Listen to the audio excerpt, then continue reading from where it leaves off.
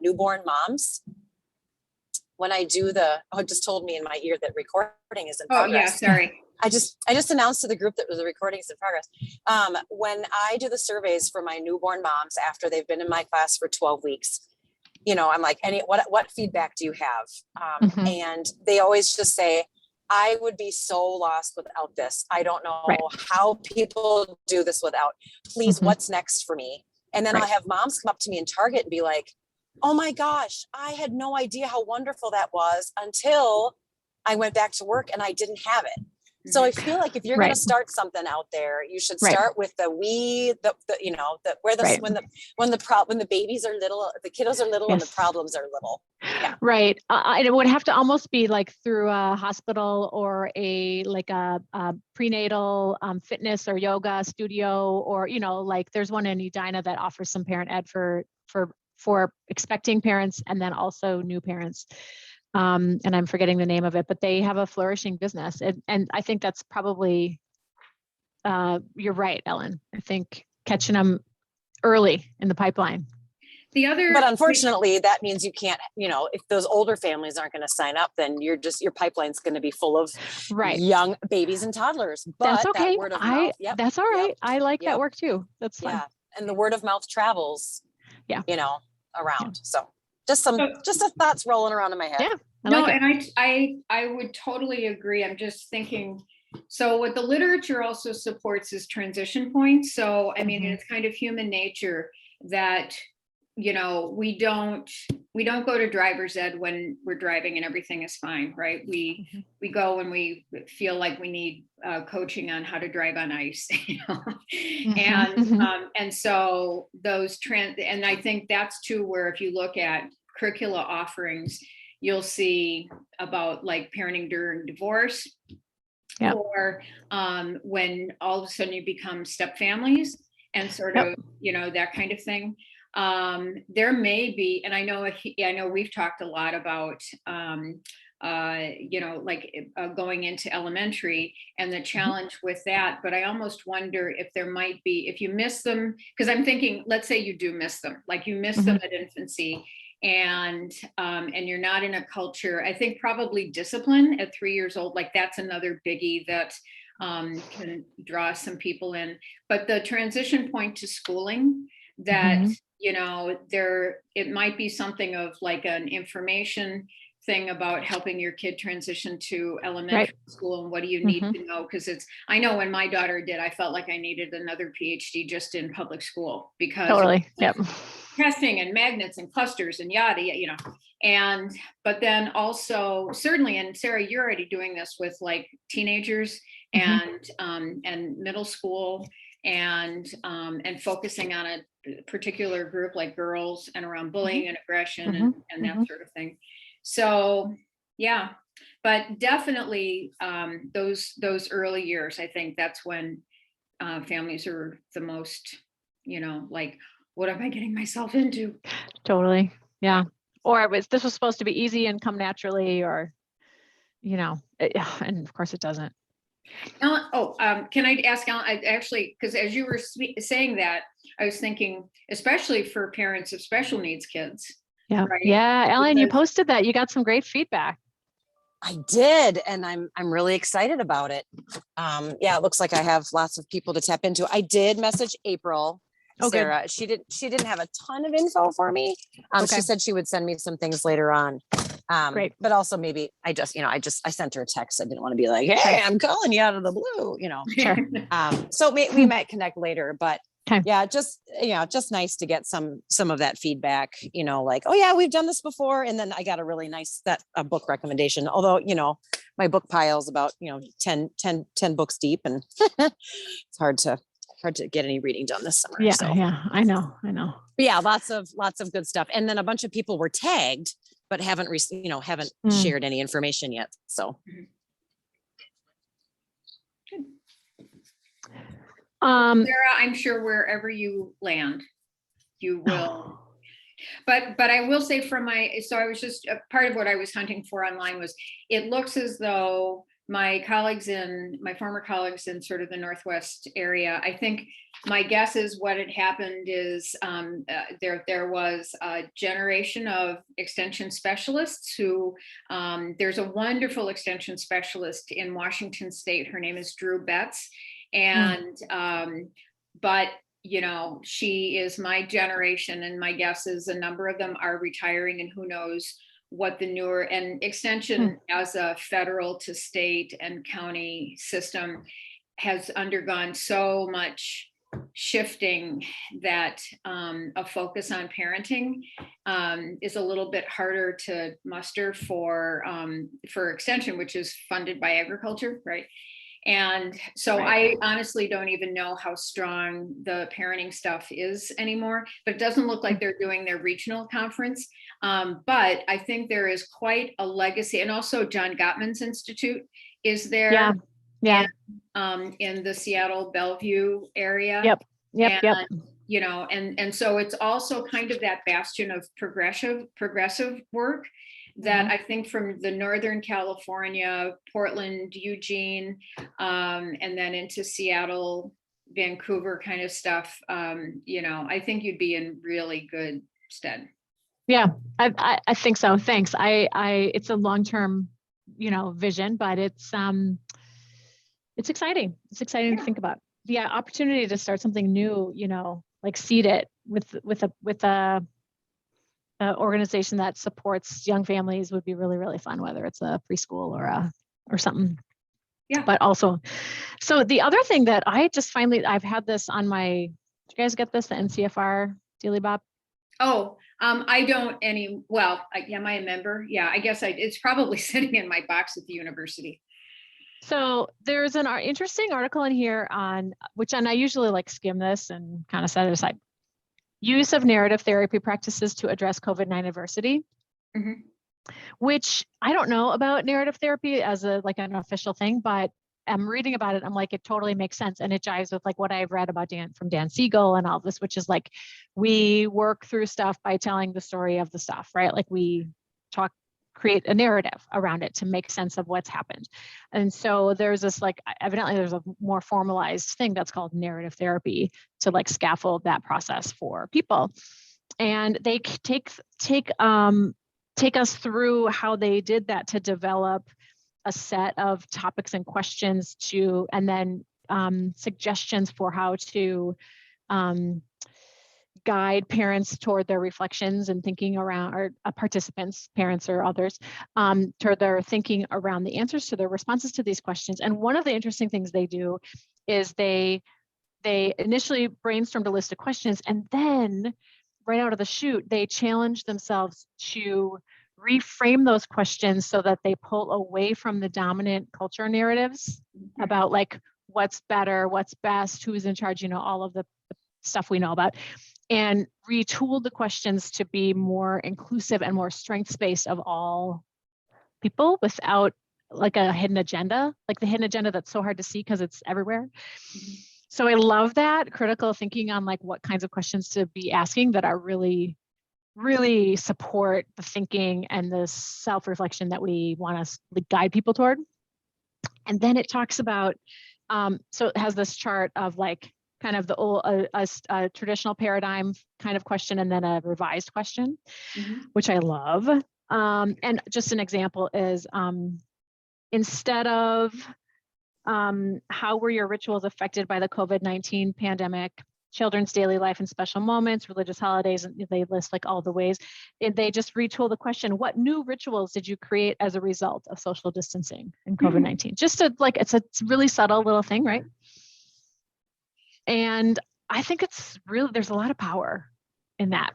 And then they talk about this thing called improvisational consolidation. Have any of you heard of this? Okay. Bear with me. I'm going to read this to you. Our group used a traditional narrative therapy approach followed by a technique borrowed from improvisational theater. For former, each of us wrote one paragraph and an outline of the transition from the dominant narrative to the alternative narrative. Noticing that each of us struggled to find internal cohesion, we utilized a real-time improvisational technique of sharing with the group a 2-minute summary of our work. Immediately after that summary, a 1-minute summary, and then a 20-second summary. As the content became condensed, the power and ownership of our stories became deeper and more potent. This process enabled us to consolidate our experiences into a narrative that felt accurate, clear, and memorable. Isn't that cool? It is very cool.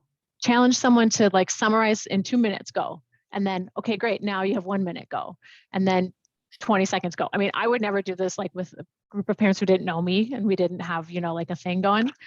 But as I think about the work of the fall, which is I do think supporting parents to move forward, but also to reflect back on the past year and what they had to kind of muscle through. I love this. I love how this adds to my thinking about it. So I wanted to share that. So I don't know if this will work, but here's a link to the article. Oh, thanks, Susan. Yeah, and it could be protected behind the member paywall. I don't know, but if you get the report, it's there, and it is nice because they have the whole thing with the reframe questions. Yeah. And I have to say, because I sent, we're analyzing the data from the survey that I sent out to educators, and we're looking at the questions of what was the experience like for you, what was it like for parents, that kind of thing. And I'm thinking I could have reframed those questions. Totally. I mean, I've done the same thing. Like, and it's so exciting for me to learn. Like, oh, right, I could be better. This is another way I could be better.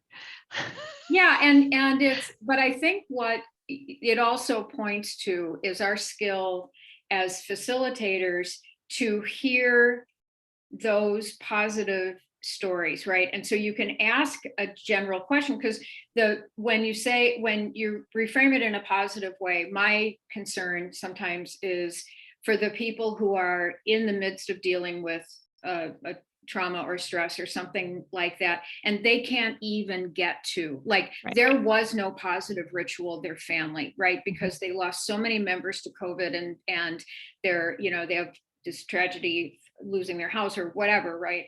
And so I also don't want to not honor any type of grief or trauma, that they're experiencing, but but as a result of an open-ended question, in a group, I think there is real power to framing those, listen to the rituals that people, like if you haven't framed the question in that way, you can still point the responses to the question when you hear them, right? When you hear those positive things about family rituals and that positive narrative, right? That I think then in a group, in kind of that neutral way, then somebody isn't feeling alone, that they don't, that, that they haven't been attended to, but they're hearing hope. They're hearing movement. They're hearing that these people that they're part of. Yeah. So thanks, Sarah.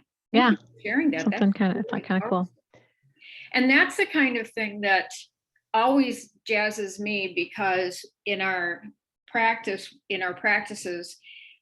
between family science and family theory, or family service and family therapy, we have a tendency to silo, right? And to go, well, that's a practice of the therapist, I'm not a therapist. Well, that's a practice of those social workers, I'm not a social worker. And what's exciting to me is that just like they're using improvisational theater, it's just like a technique is a technique is a technique. It's your job as an expert to find the way that technique informs your practice. Yeah. Right? And so we may not call it narrative therapy, but there are definite, and so good for you too, for not putting the blinders on to go, oh, that's an article about therapy, I don't do therapy. Right. No, and yes, to all of that. And I'm really curious about this like consolidation process of like, what's the essence of what you're thinking about. And I'm thinking about that, like how that could be adapted in a group parent ed with parents around a table. And you could be like, turn to the person to your right, and I'm going to set a timer, and you have 2 minutes to tell that person what's on your answer to this question. Yeah. To share whatever you want. And then you're going to turn to your person to your left, and you're going to share for 1 minute the same story, the same stuff, essentially the same stuff. And then you're going to share out to the whole group your 20-second version of it. Like, I think that could work. I think that could be really fun.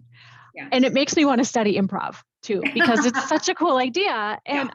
I do feel like this has happened enough in my life where I'm like, learn something about an improv technique, and it's like the most awesome, fun way of connecting or conveying information or sharing. So yeah, all of that. I have, oh, here it is.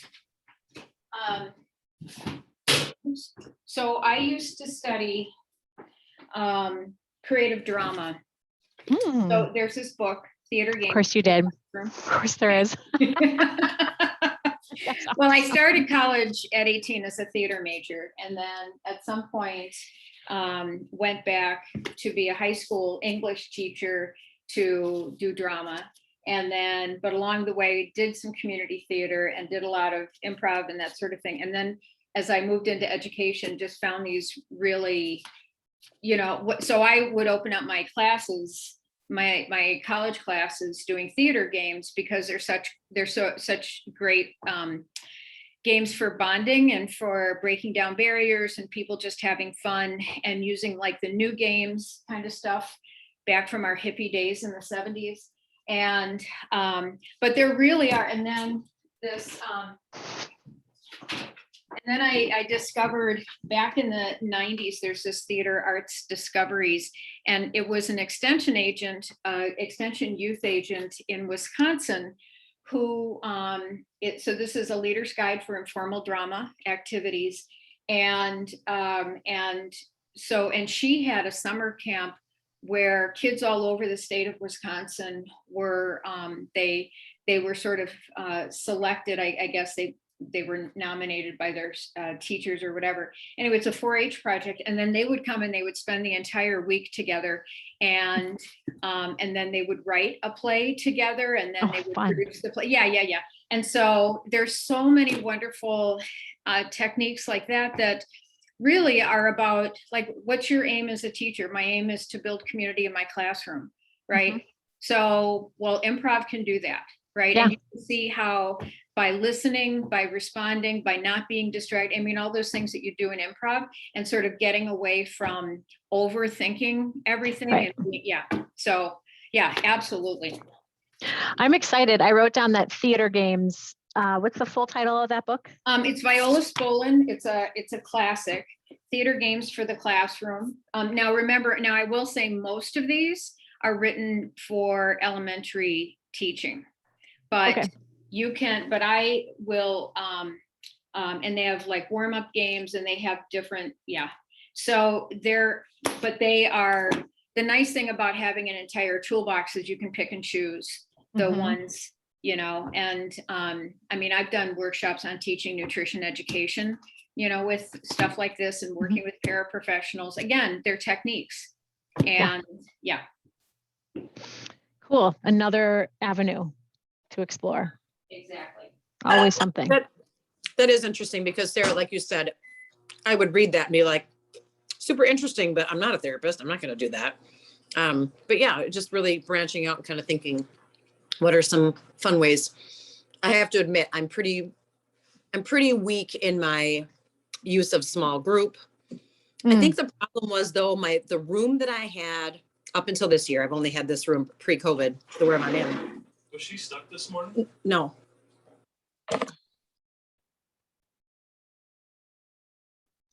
Sorry, husband's asking questions. He's home all the time now. Wait, the room I was in before was tiny, and we were squished together. Yeah. So 3 people to a couch. Yeah. And so I couldn't do small group discussions because it was just too loud. So honestly, and the room I was in before that was like 10 by 10. So I don't think I've really been able, and then it was COVID. So I really need to expand my headspace for small group activities, think, pair, share, because I've never been able to do that. So this is really interesting and kind of a fun thing to get into and think about. So thank you for this conversation. I appreciate it. Yeah. Yeah. It's fun. It's fun to think about stuff. So that leads to the question I have. Oh, actually, there's a link though. I wanted to, this does relate to our discussion here. And I was going to send this out ahead of time.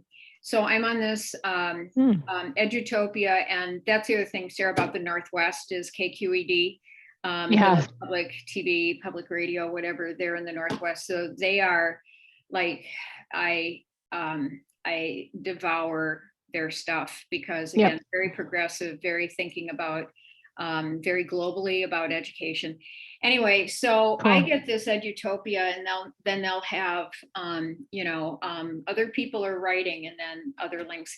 And so they have this one about kids feeling valued, and it's an identity game, or it's an identity experience where this woman has her like five-point thing of helping kids, and she's talking about middle school kids, but it's basically breaking down the prejudices of identity and helping kids in a classroom feel connected. And so she'll walk them through like, what are our identity markers, and sort of that. And she even does a thing where she asks them to draw a picture of their face with half of it like looking like what people would see, right? And then the other half, you put in all of these things about yourself and your personality and your interests and things like that. And I think in that article, she even has a picture of her classroom with all these pictures. So when we talk about like transferring stuff, so I read this stuff and I'm always thinking, how can I use that with adults? How would that be? And so my question to you guys, so I read that and I think, well, what I want to hear from my friends and my colleagues, how do you think, not how well will this work, but do you think something like this would work or be valuable to a parent group? I think it's really cool on first impression. I'd have to think about what the prompts would be for the part of the face that is about who they are, right? Like, I haven't read the article. I'm just looking at this picture, and I'm in love with the artwork of the students, and the outside inside juxtaposition, or halves. So I would want to read exactly how she prompted the students and think about whether that prompt needs, like, what the goal is. Yeah. And make sure the prompt is for the grown-ups, and what we're asking them to share or not share is aligned with the goal. So the goal, I mean, it could be like a first week or first month, who are you? Yeah. Self-introduction kind of thing. It could even be like start of the semester, end of the semester. It could be like a self-reflection on progress, like a retrospective pretest. Yeah, like before and after. Like, I think there's some interesting, but also I think it gets to some of these conversations that we support parents to have around identity and naming things like, ethnic identity, cultural identities, racial identities, all of these things that we tend to be really reluctant to name and shine a light on and own. And also there's so much about people that you can't tell by looking at them, about the identities that they claim. Right. Well, and at the beginning of this year, when we were outside, I don't remember where I got the idea, but I had the idea to make parents give me 3 words or short phrases to describe who they were besides parents. You wouldn't believe how hard some parents had to think. But it was super interesting for me because I've had this dad who's super quiet. You can tell mom sent him, and he's like, yeah, I'm a musician. I was like, ooh, what kind of a musician? I'm a singer. And he's like, yeah, I play drums and guitar. And I was like, oh, that's cool. And then, talking about a band. And then we were able to kind of connect on that. Yuji, you just changed positions. And I don't know what to think about that because you were always in front of your rock fireplace. Anyway, but it was really interesting. So I couldn't get a connection there. Oh, sorry. Sad. Okay. Well, I'm glad you're here. Connected. So I was it was super interesting to see them think about. And I said, and sometimes they were like, I don't know. I was like, think about what you used to do before you had kids, or think about something you like to do with your partners. But did they have a picture, Susan, of what that looked like? The face and then the other side? I'm not. Yeah, you want to share your screen and show it, Susan? Sure. Where's it in the Restless. Here it is. Yeah, Restless dog. there was, okay, you. share screen, Oh, mine. here it is, yeah. So here's the article. And so this is her 5-step plan, right? Identity, probing deeper. And then they ask themselves the visible characteristics, invisible characteristics. So what she did was, as she walks through this, first she puts up pictures of 6 different people that she knows, but they don't know, right? And it's like that thing. And she says about the importance of identity, but that we, like that be proud of your personal identity, but always recognize and respect the personal identity characteristics of others. And then, as an example, she's a Christian, but I recognize and respect others of different religious and spiritual beliefs.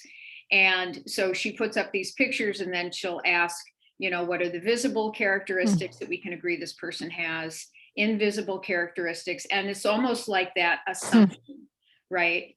When you show, like there's pictures they do with little kids, like where they'll show them, a person with a black face, or a person with who is Caucasian, and then they come up with these characteristics based on their stereotyped, ideas that they've gotten from their networks, or women and men, things like that. And then how is identity formed? And then these identity portraits. So I don't know if you can see this, but this is, there's a better one here. Let's see if I can make this bigger. Yeah. And then, why isn't it echoing? Oh, I just love this. I do too. oh, there we go. That's all you get. Yeah, I guess so. Yeah, that's okay. That's okay. We can look it up on our screens later. But I like that it gives the idea. Yeah, and there was there was a link.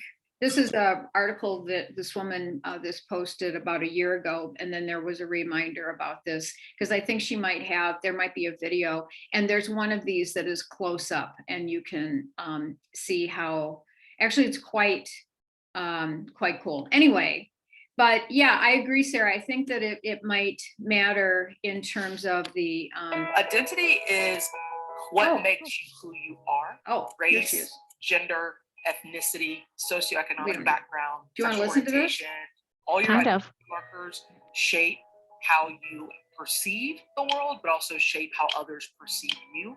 So identity work in a classroom is very important because it builds a level of trust. Students feel safe to be who they are. Identity portraits are a project that allows kids to express their own identities. Basically, I give them a piece of paper, I give them colored pencils, markers, crayons, and I tell them that they're going to draw a portrait of themselves. They draw like their head and their shoulders. Then they draw a line down the middle of their face. Then I tell them to color one side, like the skin tone, the jacket or shirt that they're wearing. And then on the other side, I want them to add in their identity markers. And kids kind of tell their own story. They tell me who they are through a picture. One of the things that kids take away from our discussions is the difference between visible and invisible identity markers. If you walked up to somebody in the mall, could you tell that they are in a certain identity group? So people can see that I wear glasses. So that would be signifying that I have a disability. My skin color could be a signifier as far as my racial or my ethnic identity. Invisible markers, those are ones that either the person likes to keep hidden or that you just are unsure of. One invisible identity that I stress is mental health. A lot of people, you don't know that they're bipolar, depressed, those types of things. I talk about ethnicity, languages spoken, also race sometimes, because some people are mixed race. We talk about religion. You don't know who somebody worships when you see them walking down the street. Also, we have a lot of great conversations about sexual orientation and the spectrum of gender. And so then we talk about perceptions of people and how when we assume our biases and our prejudices creep in at the same time. After we finish the identity portraits, I put their projects on the wall so they see them every day. and know that all those identities are accepted in this place. It's a really big growth point for a lot of kids that they are able to be comfortable with who they are and recognize and respect the identity markers of anybody. Cool. That is amazing. I mean, what a powerful, especially for young kids. I mean, Yeah. Wow, that's amazing. And even, and I think showing that video before you set the parents off to do this project, I think really powerful. Yeah, I like what she said at the end, that all identities are accepted. And, you know, when I think about, I've been doing, you know, I would say the hallmark or the thread in my own interest in practice is around community and relationships and setting a context. And then in my exploration about why ECFE works, and this is the magic that I wish we could package and bottle and all of that, but it's about the relationship building and what we do as facilitators to create this context of acceptance. And so I really like this idea that all identities are accepted, because, you know, and I think an activity like that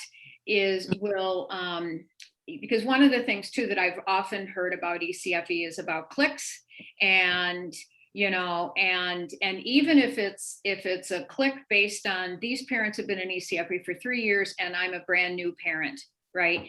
Is that sense of identity of what I have as a new parent that is similar to these parents in this clique, and getting beyond that sense of they're not interested in me because they all know each other, you know, and but also getting beyond the cultural racial stuff, or getting beyond the these are parents who have multiple kids and I'm a first-time parent, so they're not going to get me, or I'm an LGBT parent, they're not, you know, all of those dividers that are already social dividers that society is doing a pretty damn good job of keeping people separate as it is. Like, how do we break that down in a classroom so that those commonalities, because I think once we get there, that's what people get. And that's why they come back, because they feel like we all are having problems with our kids sleeping at some point in time. I leave here feeling connected to this community because we're all resolving the sleep issue. We're all resolving picky eaters. We're all resolving first day of school. Yeah. Mhm. Oh, thanks. You added the link. Good. Really powerful. Yeah. And I think something like that could even be hung in the parent ed room, like when they're done. Right? I mean, I think it's really affirming. It's very cool. It kind of goes along with the experiential learning curriculum that I talked about a couple of years ago. Yeah. Matt, can you grab that book for me? Come here. I want my gopher to get it for me. It's Parenting the Positive. It's a Jane Nelson Parenting the Positive Discipline Way. The one with the spiral. It's on the hearth. I just got it. Okay, so but this is the experiential learning book that comes with This is that your class. big spiral. Yeah, I think you should. Yeah. Yeah. So is it this one? It's this thing. Yes. Yes. I'm doing it this summer. Oh, good for you, Sarah. Yeah, I'm excited. There is one in here that I love. I do it almost every year. It's called Draw a Child. So it's page 117. There's also Draw a Teen. Do you know that one? No. Oh, I'm going to tell you all about it. Oh, good. And here's what I love. I just found a sticky note on one of these pages. It says boring. Okay, good to know. So what you do, and this kind of reminds me of this, you do small groups and you tell the parents to draw the perfect child. Okay. So stick figure. And so they'll draw, the hair is tidy, the clothes are clean, the shoes match, they go to bed on time, they're not boogery and snotty, you know. And so then you do the typical or the dream child, right? If you have time, and I usually don't, you have them also draw the dream parent. So what the perfect parent looks like, that, you know, they are always caffeinated and well rested, and they're put together and their house is clean. So they draw all these things. It's really, really great. And then you have them on, and I like to do this on big poster, like Post-it board. And then you have them draw the typical child and the typical parent. And what does that look like? So then, you talk about, do you actually know any dream children? Do you actually know any dream parents? Of course not. But they still have tons of fun drawing. And the kids, the atypical or the typical kids, not atypical, the typical kids that they draw are filthy. They have poop on their shoe and toilet paper trailing, and it says they don't sleep. It's a really, really fun activity. And then I put those up on the wall as a reminder. Awesome. Yeah. So that one, Sarah, you definitely want to. What page is that, Ellen? 117. Okay. I'm excited because I just signed up. I saw that Christy Hansen was certified in this. Yes. And since I'm going to 196, I thought I have some time this summer. I can do that. And it's 2, 4, 6, 8, 12 hours online. Yeah. In July. Well, and that was to do online too, because each person can draw their own child. And then you share them out, which is pretty fun. And it's draw a teen. You can also draw a teen, which is fun. Yeah. The teen sleeps all day. Yeah. Eats all the time. My daughter's browsing in the fridge right now. That's why I said eats all the time. She actually eats all the time. It's the 13-year-old boy. So anyway, really fun. So I highly recommend. Wow. I'm on this positive discipline site. I have to say, in my own judgy way, no, I'm kidding. I'm not, but I do, because I hear discipline, and that is always so I think I've probably gravitated away from things, even though I know Jane Nelson's work and others, right? And so I've heard positive discipline, and it's just like, oh, here we go again. So it's really heartening to see this, and the combo of things. My gosh, there's a conference in San Diego and a think tank, online mentor groups. There it is. Teaching parenting, our certifications. There you are, and you get a free membership. And wow, they're online through Zoom, and they're international. Wow. Yeah. Wow. Susan, I'm sorry. I am behind a paywall on that NCFR article. Yeah. So is there any way, did you say how to get around that? Or am I? I don't remember seeing that, that you could download a PDF. Okay. And they may do that. So it could be asking Sarah to scan it. Sure. I can easily do that. It's okay. No hurry on that. I'll make a note. I'm going to get a Post-it note. Oh, wait. Oh no. Edutopia. Oh no. Okay. It was never mind. It was the narrative thing. Okay. Yeah. Never mind. Good. Thank you. Yep. Yeah. Wow. Who knew that a little group of people could have so many great ideas on a Friday? I know. Friday before a holiday, no less. Yuji, I'm coming out to Montana next week. Oh, lucky. You guys. She's frozen. She is frozen. She's trying so hard. Though. Look at that. Look at those trees. Mm-hmm. Yeah, it looks pretty spectacular. Oh, you're frozen there, Yuji. But she looks so happy. I know. I would be too if I had that seen her. Yeah. Well, I'll be in Montana for a week. My computer is having problem. Oh, looks that way. Shoot. Wow. Yeah. Where in Montana, Ellen? We're gonna be between Billings and Bozeman, up in the mountains. So it's a backpacking trip. Awesome. Yeah. So yeah, McLeod, I think, is the closest town. So we're gonna be out in the middle of nowhere. So. Sounds awesome. Is it in like Glacier, or is it just in National Forest? It's just a private camp, and it's a 5-day, 4-night backpacking trip. And then there's a camp stay on either end of the trip. And then 20-hour bus ride out and 20-hour bus ride back. Gross. But is there an outfitter? Yeah. So it's a Lutheran camp. Oh, okay. And so they give you all your backpacks, tents, cooking gear. You just have to provide your sleeping bag, clothes, shoes, all that stuff. I've spent Nice. all dollars on like the lightest weight stuff I can find, and you know, so. But anyway, I'm really excited to be in Montana. I love it gonna out be there beautiful. so much. Good. So I'll wave at you, Yuji, because where are you again? What city are you in? Whitefish. Whitefish. That's right. Beautiful. Whitefish. Yeah, yeah. I'm so happy you are coming here. Oh my God. I wish we could meet. Hmm. So Can we you leave. hear me? Yeah, I can hear you.